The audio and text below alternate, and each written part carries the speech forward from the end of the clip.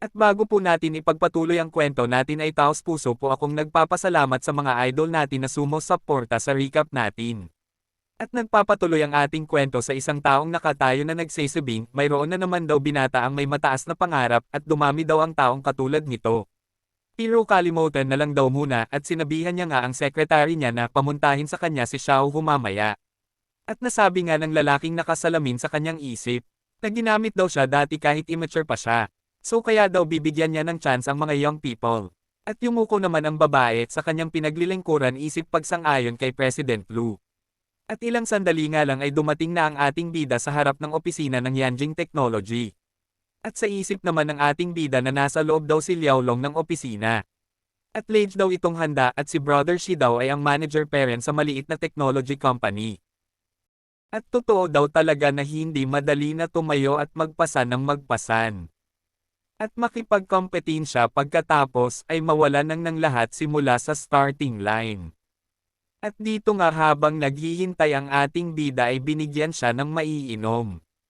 At nagsalita nga ang secretary na maghintay daw ng sandali ang ating bida dahil si President Lu daw ay tinatapos pa ang trabaho. At makikita natin si President Lu na may kitawag at sabi nito na hindi daw talaga naiintindihan ng kausap niya ang market para sa IP chain store sa Huago. At ngayon daw ang Huago's economy ay palaki ng palaki dahil daw sa pag-develop ng internet. At ang demand daw ng tao para sa information technology products at ang mga serbisyo ay tumataas. At ito daw ang perpektong oras para itaas ang market. At sabi pa ni President Lu na sige dahil busy daw ito ay ililibre niya daw ito ng hapunan sa susunod na araw at i-introduce niya daw ang mga detalye mamaya. At tinapos na nga ni President Lu ang tawag. At tiningnan niya naman ang ating bida. At nabigla siya dahil tahimik lang daw ang ating bida at malumanay. At sinabihan nga ni President Lu ang ating bida na kung pumunta ba daw ang ating bida para sa trabaho. Pero ang Yanjings daw ay puno na ang staff ngayon at hindi daw ito ang tamang panahon para magdagdag ng tauhan. At tumayo nga bigla ang ating bida at sinabihan si President Lu na hindi siya pumunta para mag-apply ng trabaho. At bigla namang naging seryoso si President Lu at ngayon daw ano ang pinunta ng ating bida. At sa isip naman, totohanan daw ay ang IP chain store na gusto daw buksan ng kanyang brother Shi, ngayon ay hindi mag-work. At hindi lang daw dahil sa market ang dahilan kundi daw sa paglabas ng epidemic sa susunod na taon na makakapagbibigay daw ng mahirap na sitwasyon. At ang plano niya daw na mag-open ng chain store ay completely mag-fail. Pero hindi daw pwedeng sabihin ng ating bida ang nakakawindang na katotohanan. At kapag kakausapin daw ng ating bida ang kanyang brother Shi, ay hindi siya pwedeng magtanggap na misteryoso gaya daw kay Fei Long. At ngayon daw ang brother Shi daw ng ating bida ay pakiramdam niya daw ay naguguluhan. At hindi daw katulad ni Lao Yang ay laging excited pag makakarinig ng mga maliliit na mga stimulation. At nagsalita na nga ang ating bida na ang physical store daw ay mahirap kumita dahil sa taas ng cost sa labor at rental cost. At instead daw sa pakikipagkompetensya mga lupa ay mas mabuti daw na magpalit ng business development para sa internet ng maaga. At natahimik nga dito si President Lu at sa isip naman ng ating bida ay siguro daw ang brother ng ating bida daw ay hindi sineseryoso ang sinasabi niya pero daw ang sitwasyon daw ay alam nito at alam din daw nito ang magtanggap at rumispito ng talent. At umiling-iling nga lang si President Lu. Dahil alam lang daw ng ating bida ang nasa labas pero hindi daw ang nasa loob. At humarap nga si President Lu may salamin para makita ang magandang view. At sambit pa nito na kahit na daw halaga ng physical stores ay tumaas. Pero ang kita naman daw ng IP chain ay tama lang daw para matabyunan ang gasto. At hindi daw alam ng ating bida ang benta ng kanilang Yanjings. At dalawang salita lang daw ang magagawa ng Yanjings, ang mataas na proseso. At linipitan nga ni President Lo ang ating bida dahil ang mga young people daw talaga ay wala pang experience sa buhay, at ang nalalaman lang daw talaga ay mga theory, at kailangan daw nilang maintindihan na ang pag-practice lang daw ay ang pamantayan sa pagsubok ng katotohanan. At ang opportunity daw ay darating lang kung mensan. At ang rason daw bakit ang mga successful na tao ay nagtagumpay, ay alam nila kung papaano makuha ang opportunity, at kung takot ka daw at nagdadalawang isip, papaano ka daw tagumpay. At kahit na daw binata pa ang ating bida, ay na-appreciate niya daw na may tapang ito na lapitan siya, at sabihin ang mga bagay na yon. At sa isip naman ng ating bida habang tinitingnan si President Lo na tama daw ang pag-practice ang paraan para masubukan ang katotohanan, pero daw na-activate na daw ng ating bida ang resurrection software. At nagsalita ang ating bida na mayroon lang daw siyang kaysa isang payo na ang e-commerce lang daw ang mayroong logistic system na makatayo sa lahat, at isang araw daw ay maintindihan ni President Lo ang sinasabi ng ating bida. At biglang ang tumawa ng malakas si President Lo dahil interesting daw ang ating bida, at mas baliw pa daw sa kanya ng bata pa siya. At ilang segundo nga ay biglang sumeryoso si President Lo. At kung ganoon daw ang mangyayari, gaano daw kabaliw ang ating bida, at ang reability daw ang magtuturo sa ating bida papaano maging tao. At pumikit nga ang ating bida at titingnan na lang daw nila. At kung isang araw daw ay kailangan ni President Lo ang tulong ng ating bida, ay tawagan lang daw ang ating bida, at ibinigay na nga ng ating bida ang kanyang contact number. At hindi nga nakapagsalita si President Lo habang tinitingnan ang contact number ng ating bida. At kung umabot ka na sa video natin ay maaaring mag-like at subscribe para ganahan tayong mag-upload mga idol. Salamat. At napunta tayo sa Daguan Building. At makikita natin si President Lo na nagal-alad at may nakasunod na dalawang lalaki, at binati naman siya ng babae ng magandang umaga. At pinakilala nga sa ating ang buong pangalan ni President Lo na Luda Shi, ang CEO ng Yanjings Electronics Technology. At tinanong nga nito ang kayamanan niya na kamusta daw ang preparation sa Hoshua's documents, at sabihin daw nito na pumunta dito, at ibigay daw sa kanya ang progress sa report. At mamaya daw ay tulungan siya na mag-book ng restaurant malapit sa company nila. At kailangan niya daw makipag-lunch kasama si President Lin. At nagsalita nga ang babae na mayroon daw gustong makipagkita sa kanya, at sabi ng ating bida ay mayroon daw discuss ang ating bida sa kanya. At nagsalita naman si President Lo na ayaw niya daw makipagkita sa ating bida. At kailangan niya daw na tamaan ang tamang kahinaan niya. At sa isip naman ni President Lo na kung ang bata na ating bida ba daw ay alam ang sinasabi nito. At sa ating bida naman ay iniisip nito na hindi daw talaga comfortable na magtanggap na hindi ka talented. At sa dagdaan daw ay pinag-aralan ng ating bida ang sitwasyon ng domestic internet companies. At may nakita daw ang ating bida. At sa ngayon daw kung marinig ng ating bida ang IP chain store sa cellphone, ay sa tingin daw ng ating bida ang planning ito ay ababandohin, at sa isip naman ni President Lo sa ating bida ay, kung gusto daw talaga ng ating bida na umali sa Yanjings, ay sabihin na nito ng diretso, at pumunta lang ba daw ito para sa kanyang nakakagulat na mga ideas, para mapatunayan ang kakayahan nito.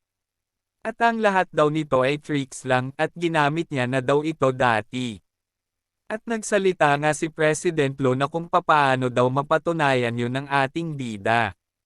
At sa nagdaang taon daw, ang kanilang bansa ay patuloy na ini-implement ang infrastructure projects. At ang lupa daw ay nakabound na patuloy na tumataas. At nang makaalis na ang ating bida ay itinapon nga ni President Lo ang calling card ng ating bida sa basurahan. At umalis na nga siya. At maya-maya nga ay bumalik ito. At kinuha ang calling card ng ating bida. At kahit na daw sa kung saanong dahilan, bakit daw sa nabagabag ng ganito. At kakaiba daw talaga ang araw na to habang tinitingnan ni President Lo ang calling card ng ating bida. At itinago na ni President Lo ang calling card ng ating bida. At sa isip pa ni President Lo na kung ang kanya daw empire ng IP chain ay makampleto ay iimbitahan niya daw ang ating bida para masaksihan ito. At habang ang ating bida naman ay umaalis sa opisina ay kalmado lang naman na pakanta-kanta. At napatingin nga ito sa kalangitan. At ang ngayon daw na Ludashi ay hindi sumusuko sa kanyang plano dahil pinaghandaan niya ito ng matagal kaya hindi daw ito susuko ng ilang salita lang. At kung babagsak daw ito tsaka pa ma-realize ang kanyang pagkakamali. At lalapit daw ito sa ating bida. At sabay nga nilang sinabi sa kanilang sarili na sisiguraduhin daw nila na maintindihan niya ang ibig sabihin ng kung anong pakiramdam ng pagbagsak. At ang Chengdu daw ang kasunod sambit pa ng ating bida. At napunta tayo sa Hangcheng University. At sa male dormitory naman ay dumating ang ating bida. Dala-dala ang kanyang bagahe. At biglang ang sumulpat ang kaibigan nito at kung saan daw pumunta ang ating bida sa nagdaang weekend at bakit daw ito may dalang luggage. At naaasiwa naman dito ang ating bida. Kaya pinapalayo niya na ito dahil pamaunta lang daw ang ating bida sa tahanan nila para makita ang pamilya nito. At kumislap naman ang kaibigan ng ating bida dito dahil kung may nasabi ba daw ng ating bida tungkol sa kanya at kailangan daw sabihin ng ating bida sa mga magulang nito, mayroong mabait na brother ang ating bida na gustong sumali sa pamilya. At sinabihan naman siya ng ating bida na hindi daw dahil gusto daw ng ating bida ng maliit na babae. Pero biglang ang umupo ang kaibigan ng ating bida. At magkaroon nga ito ng makeup at may mga bulaklak pa na parang bakla. At ngayon daw ay pwedeng na daw siyang maging maliit na babae na kapatid ng ating bida. Pero hindi nga ito nagustuhan ng ating bida kaya pinapaalis niya na ito. At sa isip nga ng ating bida habang inaayos ang kanyang bagahe na binigay niya na daw ang kanyang contact info kay Shi. At patinado ang CD ay na-drop off na rin daw ng ating bida sa misa ni Chengdus. At ang plano daw ng ating bida sa Yanjing ay kompleto na ng nasa oras at ang chess game daw ay tapos ng ma-set up. At sinabihan nga ng ating bida ang kanyang kaibigan na nung hindi pa daw umalis ang ating bida sa pag-uwi sa bahay ay wala daw pakialam ang kaibigan ng ating bida pero ngayon daw ay namimiss na nito ang daddy niya na ating bida. At pagalit nga na sinagot ng kaibigan ng ating bida na Shaolei siya daw ang daddy nito. At maya-maya nga ay nagbahagi ng impormasyon ng kanyang kaibigan na mayroon daw matanda na nagtanong-tanong sa lugar nila at sa sinasabi daw ng matanda ay parang ang ating bida daw ang hinahanap nito at gusto niya lang daw malaman kung anong nangyari. At kung tumakbo ba daw ang ating bida palayo sa scammer at mag-ingat daw ang ating bida dahil marami daw masasamang matanda sa panahon ngayon. At sinagot naman siya ng ating bida habang nag-aayos pere ng gamit na yun lang daw yung masasamang tao na tumanda na pero daw ang mga matatanda daw ay talagang mababait. At wala namang nagawa dito ang kaibigan ng ating bida kaya sumang-ayon na lang ito. At pero daw kung tatakbo daw ang ating bida dahil sa gulo siya daw na daddy ng ating bida ay laging andyan para daw alalayan ang ating bida. At pabiro namang sinabi ng ating bida ang kanyang kaibigan na di ba sinabi mo kanina na gusto mong maging kapatid na babae ko. At sumagot naman ang kaibigan nito na kung kailangan lang naman daw. At sa isip naman ng ating bida na pero daw ngayon daw may naghahanap sa kanya pero si Feilong daw ay hindi pa matatawag na matanda at sino kaya daw ang naghahanap sa ating bida. Pero kalimutan na lang daw muna dahil marami pa daw mga bagay na mas importante. At napunta naman tayo sa matandang naghahanap sa ating bida at tinitingnan nga nito ang sino mang tao ang dumadaan. At habang naglalakad ang ating bida ay nakita nga siya ng matanda. At nagulat nga ito dahil nakita niya na ang ating bida. Kaya dali-dali itong tumakbo papunta sa ating bida. At hinawakan niya nga ito. At nagulat naman ang ating bida dito pero sinabihan lang naman siya ng matanda na sumunod daw ang ating bida sa kanya sabay tawag sa ating bida na classmate. At napunta nga sila sa lugar na maraming puno. At tumingin daw ang ating bida sa kanya. At nagpalabas nga ang matanda ng kanyang aura at makikita dito ang parang apoy na bumabalot dito. At napatanong nga ang ating bida kung anong ibig daw sabihin nito at gulat na gulat nga ang ating bida sa nasaksihan nito. At pagkamulat nga ng mata ng matanda ay nagsilipara naman ang mga ibon. At sumigaw nga ito na pagsamahin daw ang energy at mag-focus daw sa galaw. At sumabog nga ang malakas na enerhiya nito ng malakas. Kuwit. At makalipas nga ang ilang segundo ay napuno ng katahimikan ang paligid at wala ni isa ang nagsesilita sa kanilang dalawa, at tatabunan nga ng mga dahon ang matanda dahil sa ginawa nito. At napaisip na lang na hindi daw pwedeng magwala ang dignity ng elder. Kaya pumikit ang matanda at maya-maya pa ay nagsalita na ito kung naiintindihan ba daw ng ating bida ang ibig niyang sabihin. At nagulat nga ang ating bida dahil mayroon itong napansin sa matanda. Dahil mayroon daw, umaapoy na energy sa matanda. At sa pagtingin daw ng ating bida ay matagal na daw nag-cultivate ang matanda. At masasabi mo daw talaga na ang matandang ito ay cultivator. At habang patuloy sa ginagawa ang matanda ay napaisip na lang ang ating bida na so ang mundo daw na ito ay hindi lang sa spiritual energy recovery. Pero daw higit pa doon at napakarami daw nakatago na master na cultivator sa simula pa lang daw. At hindi daw ito talent lang o kaya opportunity pero daw sa pagsali daw sa grupo ng mga taong ito ay hindi na masama at dito na lang po muna mga idol at abangan nyo po ang kapakapanabik na mangyayari sa ating kwento. Salamat.